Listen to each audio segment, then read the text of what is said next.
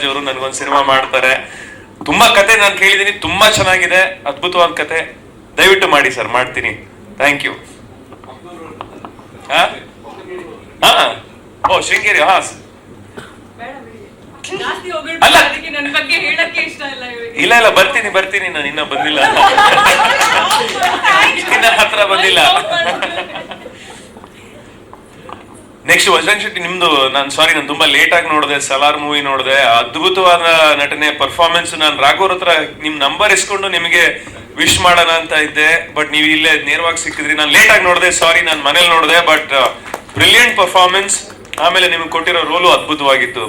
Yeah, all the best. ಆಮೇಲೆ ನಮ್ ಜೊತೆಗೆ ನಾವು ಇರ್ತಾ ಇದೀವಿ ಯಾರ್ಯಾರಂದ್ರೆ ಇಡೀ ಸಿನಿಮಾದಲ್ಲಿ ಯಶ್ ಶೆಟ್ಟಿ, ನಾನು, ಸಂಗೀತ, ಆಮೇಲೆ ಕಾಕ್ರೋಚ್ ಸುದಿ. ಸೊ ಇವ್ರದ್ದು ನಮ್ 4 ಜನದ ಕಾಂಬಿನೇಷನ್ ಸಾಕಷ್ಟು ಸೀನ್ಗಳಿದೆ. ಅಂಡ್ ಥ್ಯಾಂಕ್ ಯು ರಾಘು, ನೀವು ಇಂಥ ಒಳ್ಳೆ ನಟರು ಕೊಟ್ಟಿದ್ದಕ್ಕೆ. ಯಾಕೆ ಈಸಿ ಆಗುತ್ತೆ, ನಮ್ಮ ಪರ್ಫಾರ್ಮೆನ್ಸ್ ಈಸಿ ಆಗುತ್ತೆ. Acting is all about reacting. ಅದನ್ನ ನಾವು ರಿಯಾಕ್ಷನ್ ಚೆನ್ನಾಗಿ ಮಾಡೋದು ಅವ್ರ ಪರ್ಫಾರ್ಮೆನ್ಸ್ ಚೆನ್ನಾಗಿದ್ದಾಗ, ಅವ್ರು ಚೆನ್ನಾಗಿ ಮಾಡೋದು ನಮ್ಮ ಆಕ್ಟಿಂಗ್ ಚೆನ್ನಾಗಿದ್ದಾಗ. ಸೊ ಹಾಗಾಗಿ ಅದು ತುಂಬಾ ಈಸಿ ಆಯ್ತು. And all a great artist. Thank you.